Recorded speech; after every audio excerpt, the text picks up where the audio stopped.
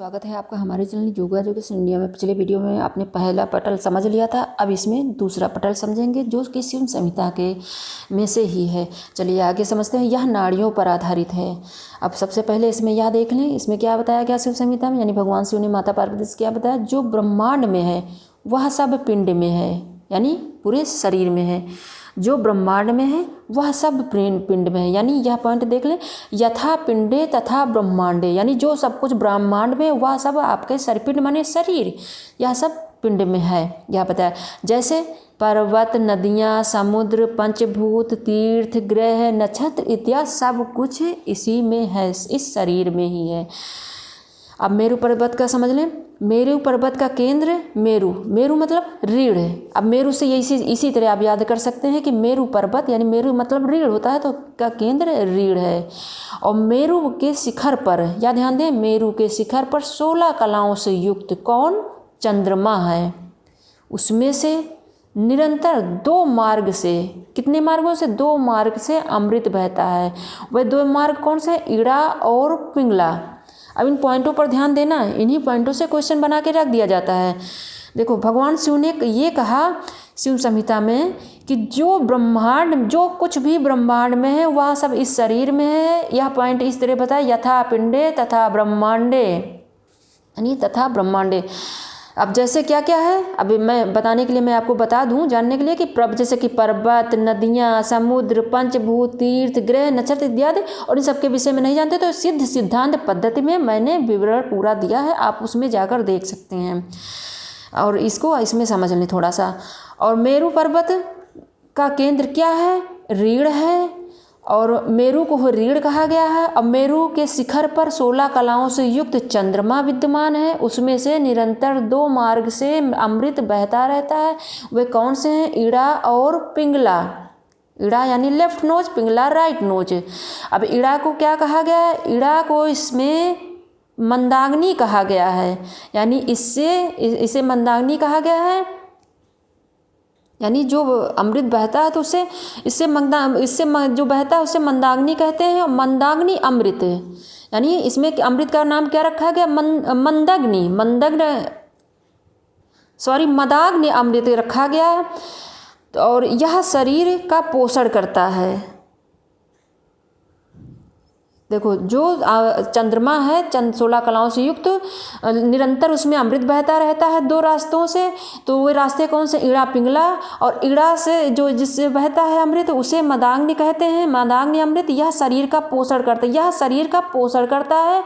और पिंगला से जो बहता है अमृत उसे दुग्ध अमृत कहते हैं। यह शरीर का सृजन करता है, यानी इड़ा के द्वारा जो अमृत बहता है मदाग्नि अमृत, उससे पोषण होता है। और पिंगला के द्वारा जो अमृत बहता है उसे दुग्ध अमृत कहते हैं, उससे शरीर का सृजन होता है। यह बताया है शिव संहिता में।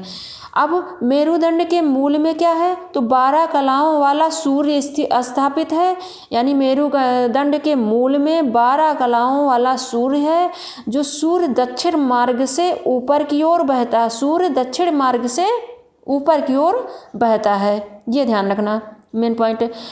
अब इतना आपने समझ लिया। अब नाड़ियों के विषय में समझ लें थोड़ा सा।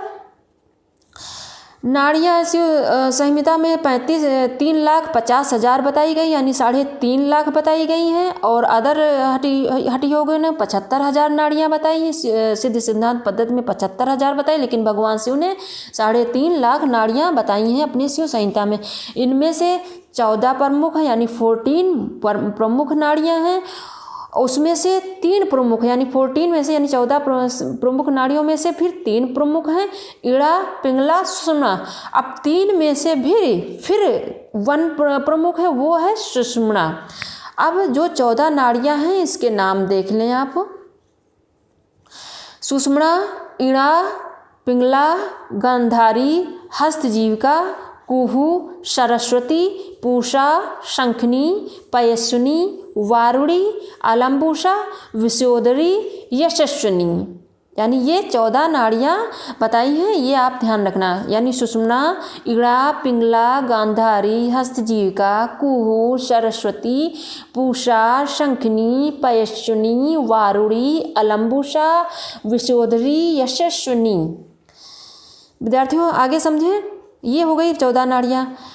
इड़ा पिंगला सुषुम्ना के मध्य में, 3 प्रमुख है ना इड़ा पिंगला सुषुम्ना, तो इड़ा पिंगला सुषुम्ना के मध्य में, सुषुम्ना मध्य है लेकिन सुषुम्ना के भी मध्य में, ये ध्यान रखें, चित्रा नाड़ी है जो शिव को पसंद है।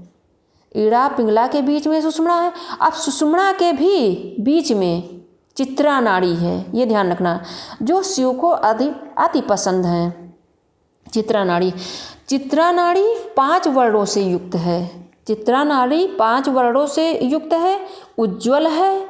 चित्रा नाड़ी की विशेषता देख लें, चित्रा नाड़ी 5 वर्णों से युक्त है, उज्ज्वल है, पवित्र है। इसके ध्यान से सभी पाप नष्ट हो जाते हैं। अब किसके ध्यान से, कौन से नाड़ी से सभी पाप नष्ट हो जाते हैं, तो चित्रा नाड़ी से बताया गया है शिव संहिता में।